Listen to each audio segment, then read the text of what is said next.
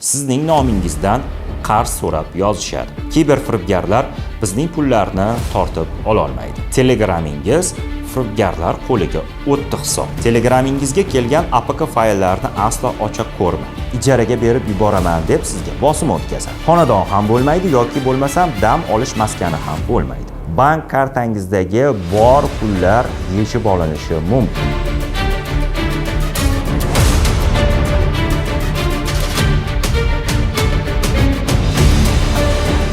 Assalomu alaykum aziz yurtdoshlar. Mening ismim Jamoliddin. Toshkent shahar Ichki ishlar bosh boshqarmasi axborot multimedia markazida faoliyat olib boraman. Faoliyatim davomida eng ko'p uchrayotgan jinoyatlar bu axborot texnologiyalari sohasidagi jinoyatlar hissasiga to'g'ri kelmoqda. Xo'sh, mazkur jinoyatlardan saqlanishni qanday usullari bor? Agar biz ogoh bo'lsak, shaxsiy ma'lumotlarimizni birovlarga ishonib topshirmasak, kiberfiribgarlar bizning pullarni tortib ola olmaydi. Demak, bugungi kunda eng ko'p uchrayotgan firibgarlik usulining bittasi haqida dastlab ma'lumot bersam. Sizning telefoningizga Telegram orqali APK fayl keldi.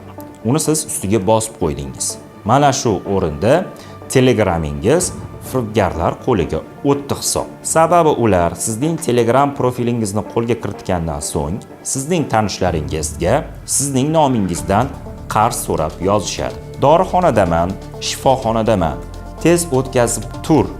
Agar mazkur pullarni o'tkazib bersang, ertagayoq qaytaraman deb sizning yaqinlaringizga sizning nomingizdan firibgarlar yordam so'rab yozishadi. Sizning tanishlaringiz sizni shifoxonada ekanligingiz yoki dorixona oldida ekanligingizni hisobga olgan holda ishonib qolishlari mumkin. Telegramingizga kelgan APK fayllarni aslo ocha ko'rmang. Agar o'sha APK fayl sizning yaqinlaringizdan kelgan bo'ladigan bo'lsa, darhol o'sha yaqiningizga qo'ng'iroq qilgan holda vaziyat haqida ma'lumot bering.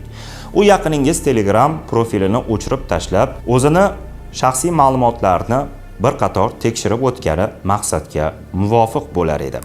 Agar bank plastik kartasidagi pullar yechib olingan bo'lsa, darhol ichki ishlar organlariga bu haqda xabar bersa, maqsadga muvofiq bo'ladi. Toshkent shahrida ijaraga uy olish yoki bo'lmasam tog' yon bag'rlarida dam olish maskanlarini ijaraga olishda uchrayotgan firibgarlik jinoyatlari. Biz internetga kiramiz, xonadon yoki bo'lmasam biror bir dam olish maskanining fotosuratlarini ko'ramiz. Narxi ham arzon bo'ladi. Biz o'sha arzon narxga uchib, pastda qoldirilgan raqamlar orqali bog'lanamiz. U aytadiki, bu xonadonga yoki bu dam olish maskaniga xaridor ko'p, oldindan pul o'tkazib bermasangiz boshqa birovga ijaraga berib yuboraman deb sizga bosim o'tkazadi. Siz oldindan pullarni o'tkazib berib, o'sha yerga boradigan bo'lsangiz, xonadon ham bo'lmaydi yoki bo'lmasam dam olish maskani ham bo'lmaydi. Firibgar siz bilan bo'lib o'tgan muloqotni o'chirib yuboradi va sizni qora listga solib qo'yadi. Bu ham